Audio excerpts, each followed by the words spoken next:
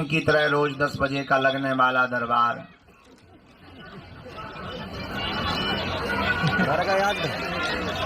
10 बजे प्रारंभ हो रहा है।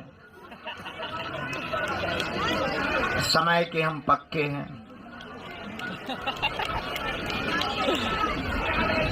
आप लोग चाहे लेट आए, हम 9 बजे ही आ गए हैं।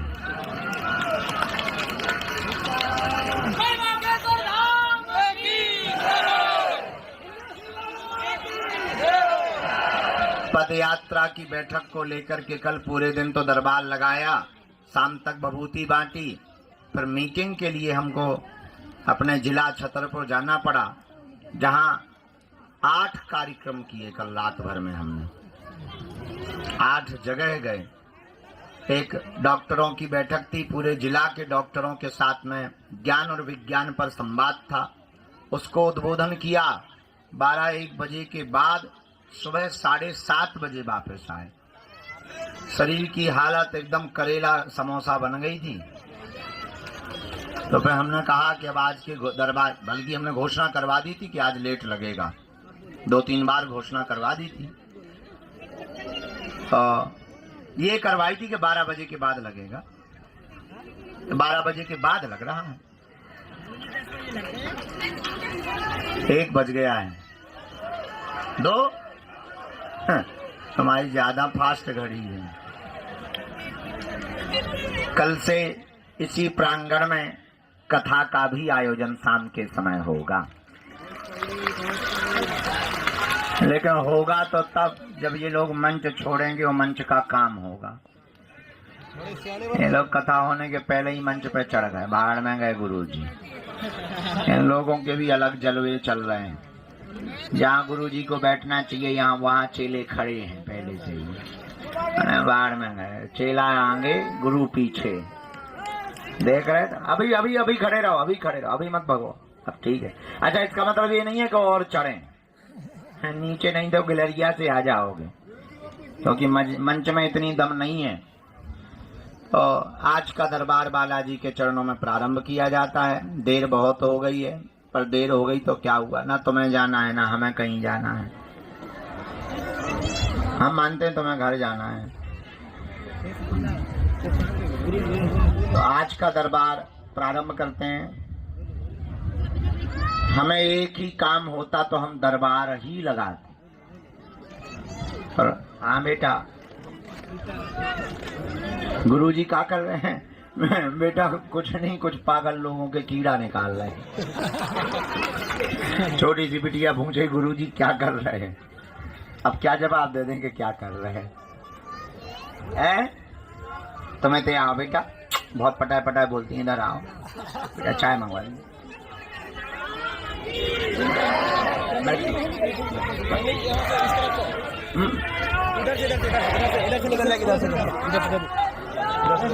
साधु जी, कथा 7 दिन तक चली। कठिनताएं आएंगी, विघ्न आएंगे, अवरोध आएंगे, मन भी उच्चाटित होगा, धक्के मिलेंगे, धूला मिलेगी, लेकिन अंत तो गत्वा विजय होगी। महाभारत में पांडवों को 12 वर्ष का अज्ञातवास मिला। लाक्षागृह में जलाने के बड़े बड़े षड्यंत्र मिले। महाभारत जैसे महायुद्ध में बड़े बड़े विशाल काय शरीर और बलवान लोगों से लड़ने का समय मिला, लेकिन अंत तो गत्वा पांडवों ने परमात्मा के चरण को नहीं छोड़ा। तो करोड़ों लाखों में होने वाली कौरवों की सेना में एक भी जिंदा नहीं बचा।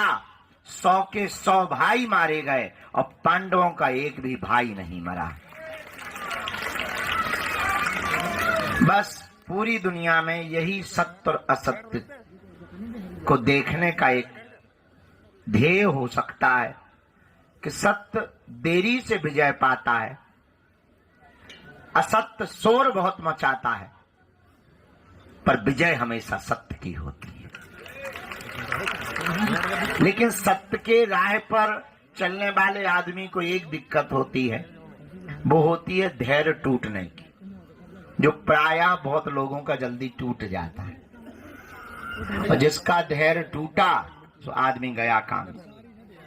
न राम मिलते हैं, न राम के दास मिलते हैं, न हनुमान जी मिलते हैं, न हनुमान जी का चेला मिलता है। सबरी ने अपने जीवन काल में 10,000 वर्षों तक भगवान का इंतजार किया और रोज झाड़ू लगाती थी कि आज आएंगे। शाम हो जाती थी तो वो ये नहीं कहती थी कि नहीं आए तो भाड़ में गए। हाँ, बल्कि हम तुम्हें जानते हैं बहुत अच्छे से कि अगर हम तुम्हें नहीं मिलेंगे तो तुम गाली ही बक कर जाओगे। यहां नहीं बकोगे तो टैक्सी में तो बकोगे, ट्रेन पे बकोगे। हम तुम्हें बहुत भली पूर्वक जानते हैं। लेकिन सबरी के चरित्र, हाँ वो बात अलग है कि हम भी राम नहीं है, लेकिन हम राम नहीं है तो क्या हुआ, हमारे हनुमान जी तो हैं। एक बात और नोट करो आज के सूत्र के रूप में, गरीब घर में पैदा होना तुम्हारी गलती नहीं है, पर गरीब मर जाना तुम्हारी बहुत बड़ी गलती होगी। गरीब घर में पैदा हुए ये समय का चक्र है, पर अगर तुम गरीब मर गए तो ये तुम्हारा दुर्भाग्य है। अब प्रश्न उठता है कि करें क्या। दुनिया में असफलता सबको मिलती है, सफलता हमेशा कोशिश करने वालों को मिलती है। हमारा निजी अनुभव है, पुरुषार्थ इतना करो कि कामयाबी शोर मचाने लगे। बहुत बार मंजिल मिलने के बाद आदमी बहुत कम पुरुषार्थ करते हैं। हमें लगता है मंजिल मिलने के बाद ज्यादा पुरुषार्थ करना चाहिए। तो बागेश्वर धाम आने के पहले बहुत से लोगों का ज्यादा भजन होता, धाम आने के बाद भजन कम हो जाता, अब तो आ ही गए। हमें लगता है यहाँ और ज्यादा भजन कर लेना चाहिए। घर पर किया हुआ पाप तो यहाँ कट जाएगा, पर यहाँ किया हुआ पाप कहाँ कटेगा। सामने ही घुस रहे एकदम। यही उपाय है। हनुमान जी को पाने के लिए, उनकी कृपा पाने के लिए आप बैठे हैं। हम आपकी भी भावनाएं समझते। दूर से आए, काम छोड़ के आए, परिवार छोड़ के आए, 2-4 बार आ गए, किराया बहुत लगता है, गाड़ियों में धक्के बहुत लगते, यहाँ भी बहुत धक्के लगते। हाँ, बात ठीक है, लेकिन इतना हम कह सकते, ये तुम्हारा किया हुआ पुरुषार्थ नाजायज नहीं होगा।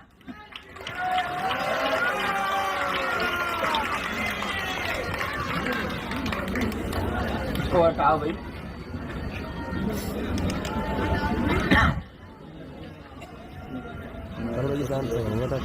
खेत में पड़ा हुआ बीज समय पर खाद और पानी पा लेने के बाद जैसे पौधा बनकर परिवर्तित होता है, वैसे ही प्रभु के चरणों में किया हुआ भजन, बिताया हुआ समय भी सुपरिणाम के रूप में पौधा बन करके प्रकट होता है। और यहाँ तो हमारी महिमा है ही नहीं, जो तुम बीच बीच में खड़े हो गए, गुरु जी हमारी सुनो, हम इतनी बार से आए, क्या हमने बुलाओ तुम, जिनने बुलाओ वह नहीं सुनाओ थी भाई तुम। हे चंडी माता, जोनू मंदिर में बैठो हुआ तो तुम सुनाओ थी नहीं है, इतने हमारे लो आ जाती जैसे हमने तुमसे लोन लाओ हुए। ठीक है, बड़ी आप। अरे आप कहती अभी माता जी खड़ी हो गई थी बीच में, हम चाय पी रहे थे, हम कछु विचार में हते, हम ध्यान भी ना, तो हमारे बाद में ध्यान आए, महाराज हम बीच बार आ गए। तुम आई हो के बुलावा है माता है, पहले ये निर्णय तो करो, तुम आई हो कि तुम्हें बुलाया गया है। अगर बुलाया गया है तो जिसने बुलाया उस पे आरोप लगाओ।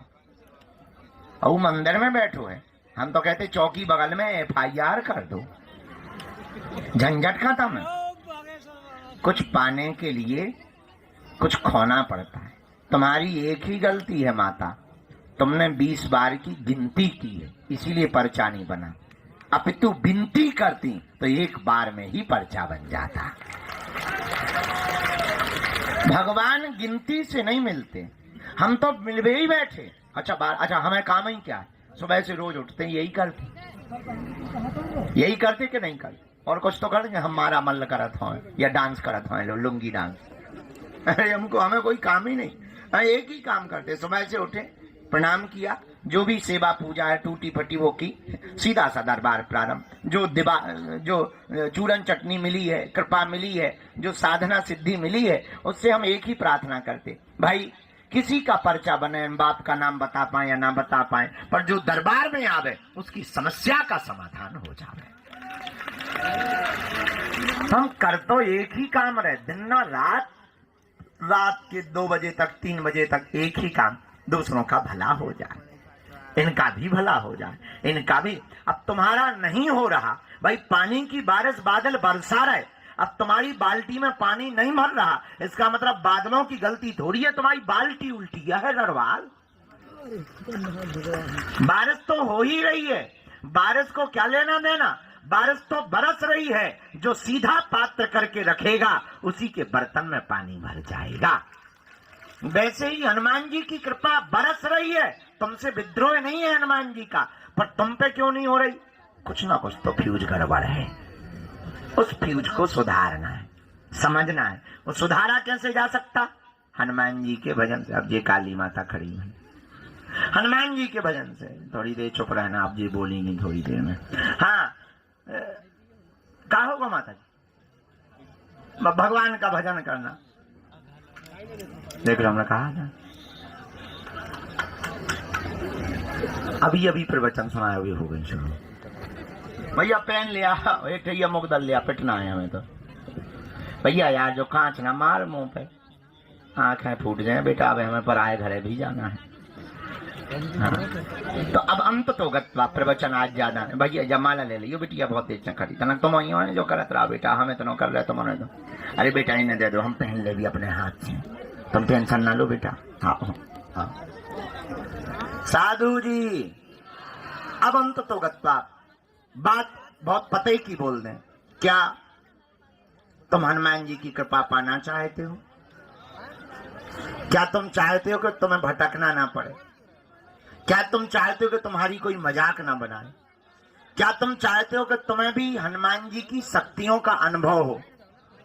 क्या तुम चाहते हो कि तुम पर भी बालाजी की कृपा हो जैसी हम पर है? क्या तुम भी अपने पर ऐसी चाहते? हाँ या ना? जोर से बोलो, और जोर से बोलो। उठो, खड़े हो, चढ़ जाओ मंदिर।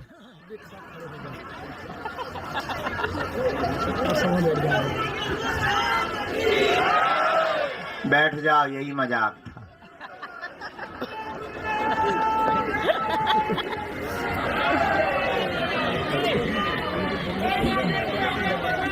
एक जगह हमने कथा में कहा कि स्वर्ग किन किन को जाना है, तुम्हारे जैसे सब खड़े हो गए, एक आदमी खड़ा नहीं हुआ।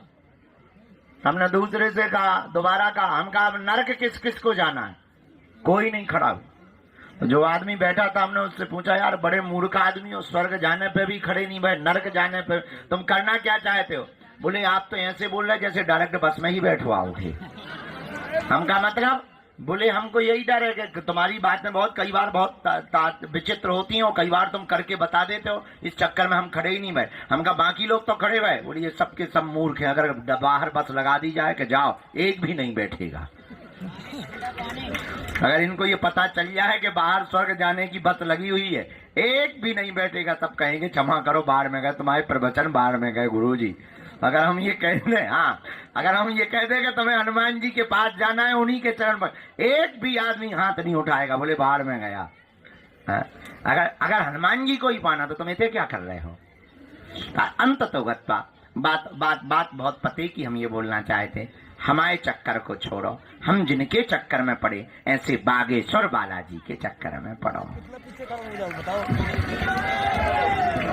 बोलो हनुमान जी महाराज की, बागेश्वर बालाजी की, सन्यासी बाबा की, दादा गुरुजी की। नमः पार्वती पते हर हर। साधु जी, साधु जी। तो जीवन भर के लिए कौन कौन हनुमान जी से जुड़ना चाहता? ठीक है, हाथ नीचे कर लो, पीटने के काम आएंगे। पहली शर्त, लहसुन प्याज मांस मंदरा बंद करना है। दूसरी शर्त, महीने में 1 बार या 2 महीने में 3 महीने में शनिवार या मंगलवार की पेशी शुरू कर देना। तीसरी शर्त, बालाजी के सामने जाकर कहना, प्रभु बहुत भटक लिया, बहुत धक्के खा लिए, बहुत रो लिया, बहुत इंतजार कर लिया, हमने बहुत हंसी उड़वा ली। अब एक काम करो, आज से तुम हमारे और हम तुम्हारे। बस इतना प्रयोग करके देखो। हाँ, लेकिन शर्त ये है कि जुड़ना तो फिर मुड़ना नहीं। थोड़ा देर लगेगी, परिणाम बहुत प्यारा निकलेगा। हमारे जीवन में तो बहुत अच्छा परिणाम निकला, तुम्हारे जीवन में भी निकल। ये हमारा अनुभव है, तुम पर थोप नहीं रहे, चाहो तो पा सकते हो। इसलिए हनुमान जी के चरणों को पकड़ो। बीज मंत्र 3 कल बताई थे, आज फिर बता देते हैं। ओम बागेश्वराय, ओम हम हनुमते, ओम सन्यासी देवाय। ये 3 बीज मंत्र प्रतिदिन 1-1 माला बागेश्वर बालाजी का विग्रह रख करके जो भी साधक करेगा, पेशी करेगा, बिना पर्चा बने ही अर्जी स्वीकार। और शक्तियों का, दरबार का जो भी अनुभव करना चाहे। अच्छा, इसका मतलब ये नहीं कि तुम खुद दरबार लगा पाओगे, पर इतना है, अपनी विपत्तियों का आभास तुम स्वयं कर पाओगे। आगामी सूचना सबको पता ही है। अभी हम 24 तारीख तक तुम्हारे यहीं पर प्राण खाएंगे, और 24 के बाद दीपावली है और कथा के लिए जाएंगे भीड़बाड़ा राजस्थान, और फिर आ जाएंगे हम 12-13 तारीख को। 3 दिन की यहाँ पर परम पूज्य श्री ज्ञानानंद जी गीता मनीषी जी महाराज जी की यहाँ कथा है। और इसके बाद 21 तारीख से 29 तारीख तक हम भारत के हिंदुओं को एक करने के लिए और भारत में क्रांति लाने के लिए, भारत को भव्य बनाने के लिए, जात पात ऊंच नीच भेदभाव छुआछूत को मिटाने के लिए 107 किलोमीटर की पदयात्रा को करेंगे। और इस पदयात्रा से भारत के खिलाफ रचने वाले जितने षड्यंत्रकारी विधर्मी ताकतें हैं, उन ताकतों को हल्ला बोलकर निशाना करेंगे कि हिंदू भी किसी से कम नहीं है। अब ये डरने वाला हिंदू नहीं है, ये तुम्हारी भपकी से भगने वाला नहीं है। अब ये वो हिंदू है कि तुम्हारे ही मकान